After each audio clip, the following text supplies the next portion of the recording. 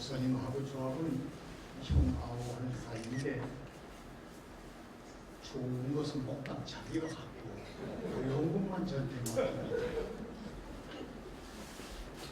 자기 설교를 평가하라 하면 장신에서 25년 동안 쌓았던 그 예리한 설교 실수 시간의 평가가 충분히 정리가 될 수가 있는데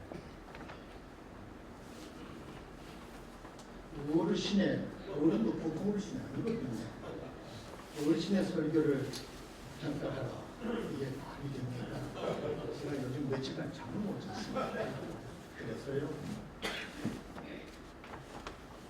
설교 보내준 거 다 읽고 생일 읽고 다 있다가는 흉내나 실수할 것 같으니까요. 목사님에게 제가 우리 이상훈 목사님을 제일 존경합니다. 목사님에게 보내는 편지를 하나 썼습니다. 읽을 테니까 참고해 주시면 고맙겠습니다. 존경하는 이상근 목사님 전 상사, 목사님이 저희를 떠나신 지 20회를 넘기고 있습니다. 목사님은 그리스도교 2000년 역사에 어디서도 찾아볼 수 없는 성경 66권과 2권의 외경까지 주석서를 남기셨습니다. 세계교회사의 신기록을 보유하신 우리의 큰 존경과 사랑을 받으시기에 부족함이 없는 거목이십니다. 진정 우리의 자랑이십니다.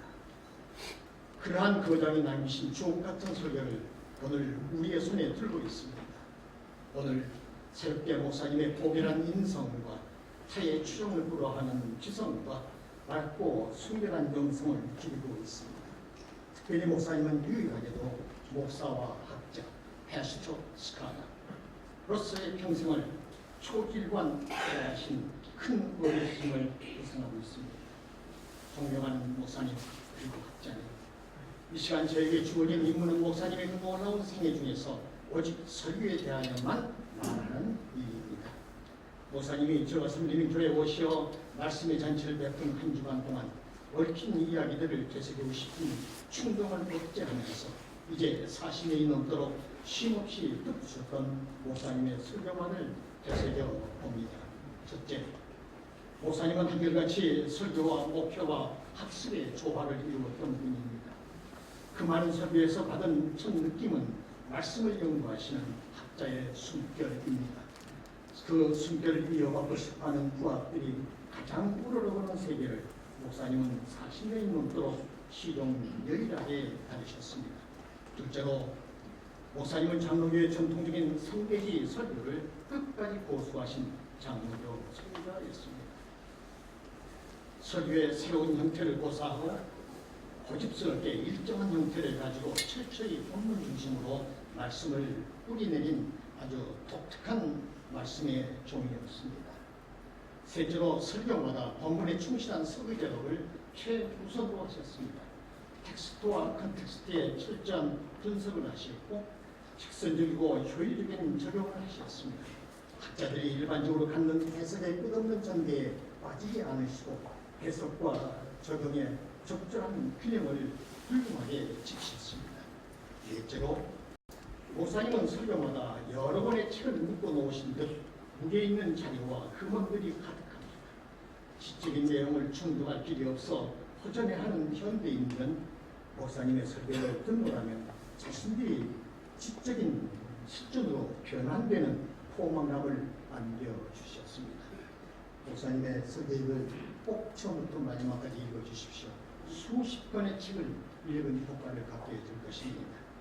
다섯째로 목사님은 자랑스러운 후계자 이성희 목사에게 림자를 뺐습니다. 야운도 아니고 설교 시간에는 절대로 가족 이야기나 다른 목사에 대한 이야기나 정치 이야기나 하지 말라는 심심한 당부를 하셨다고 들었습니다.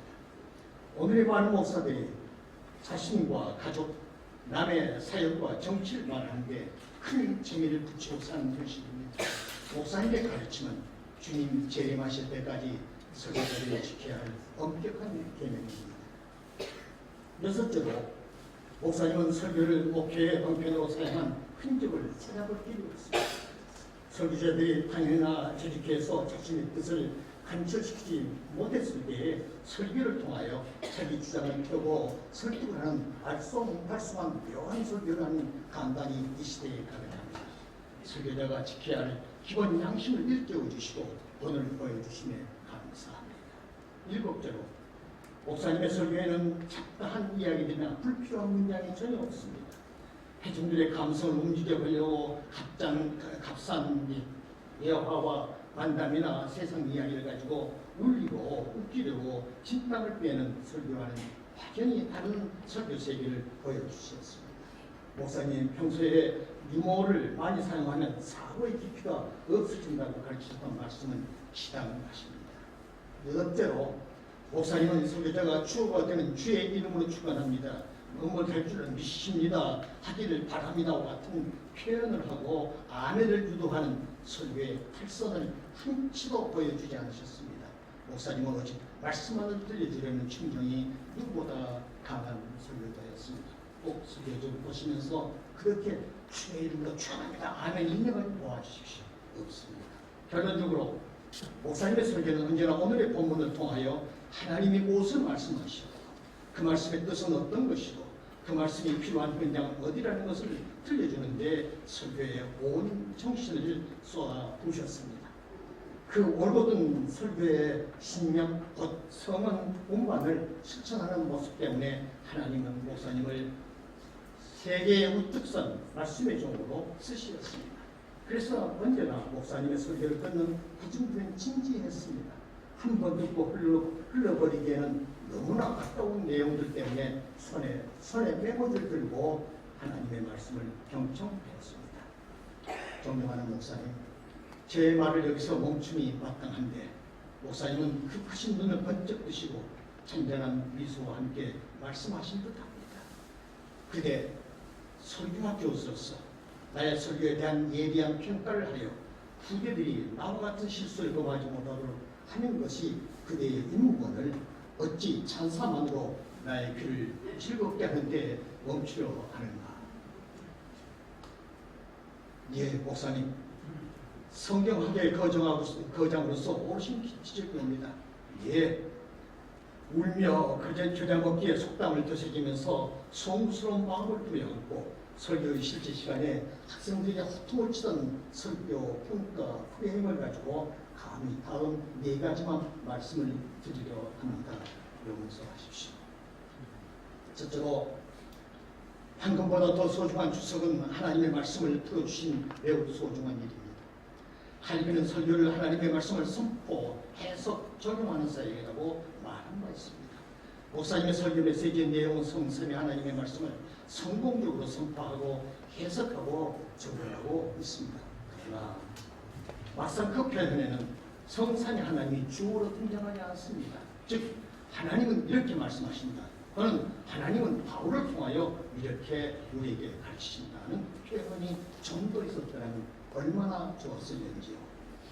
둘째로 목사님의 설교는 해석을 위한 분석 위주로 나아가므로 성삼위 하나님과의 직접적인 만남의 감각이 약하게 느껴집니다. 설교의 현장에서 말씀의 주인이 나타나 자신을 향하여도 걸어오도록 하는 실감이 부족한 듯합니다. 또 매파는 설교는 회중의 한복판을 걷고 있는 그리스도 자신이라는 말을 한 적이 있습니다. 설교는 엠마오의 도상에서 들려주시던 말씀이 자신들 가슴을 뜨겁게 했다는 기록처럼 되어야 합니다. 설교의 현장에서 머리와 가슴을 뜨겁게 하는 면이 더 강해졌으면 얼마나 좋았을까 하는 아쉬움을 느낍니다. 셋째로 현대 설교학에서 설교의 범주를 크게 네 가지로 분류합니다. 하나는 영혼 구원에 집중하는 캐리그마틱 프리칭입니다. 둘째는 66권의 말씀을 가르치는 데 주안점을 두는 디닥틱 프리칭입니다. 셋째는 정신과 육신의 병에 시달린 이들을 치유하는 데 초점을 두는 테라퓨틱 프리칭입니다. 그리고 넷째는 개인과 사회의 탈선을 바로잡는 데 관심을 기울인 소셜 프로페틱 프리칭입니다. 여기에 따르면 목사님의 설교는 주로 두 번째 범주인 말씀을 풀어주고 현정화시키는 교훈적인 설교에만 속해 있습니다. 목사님의 설교가 다른 범주에서도 좀 더 광범위하게 펼쳐졌으면 더 좋았으리라는 생각합니다. 넷째로 목사님의 교육을 받으셨던 시대의 우리 언어가 일본 언어의 영향을 많이 받았습니다. 그래서 이제 지성인들의 언어 속에 것입니다, 것이다는 표현이 여기저기서 많이 보입니다. 이 모순은 지금도 많은 설교자들이 고치지 못하고 사용하는 문제입니다. 사실은 것이다의 사용은 소유와 축적과 미래를 말할 때 많이 필요한 용어입니다. 목사님의 설교에서 그 시리를 들으면 다른 것 같습니다. 하나님께로부터 생명의 공급을 부단히 받는 자가 복이 있는 자이며 의인인 것입니다. 이렇게 고치시면 어떨까요? 복 있는 자이며 의인입니다. 또 한실입니다. 우리의 영혼도 살찌게 되는 것입니다. 그 말씀을 살찌게 됩니다라고 하시면 어떨까요? 사랑의 본질은 바로 하나님인 것입니다. 그 말씀을 사랑의 본질은 바로 하나님이십니다. 이렇게 보시시면 어떨까요? 존경하고 사랑하는 목사님, 학자님, 목사님이 걸으셨던 길을 꼭 걸어가겠다고 학생에게부터 흠모해온 이 작은 주문, 목사님의 설교 분석을 맡은 것은 참담 마구가 난 일입니다. 거듭 용서를 드립니다. 내 인생의 사표로 오셨던 목사님 보고 싶습니다. 그 빈틈없는 말씀으로 내 영역을 키우고 싶습니다. 하나님이 목사님에게 주신 칭찬의 만분의 1이라도 받고 싶습니다. 그래서 목사님을 이 시간도 흠모하고 남기신 기록을 남달리 정독하고 있습니다. 사랑합니다. 주후 2019년 성탄절에 정장 꼭 드립니다.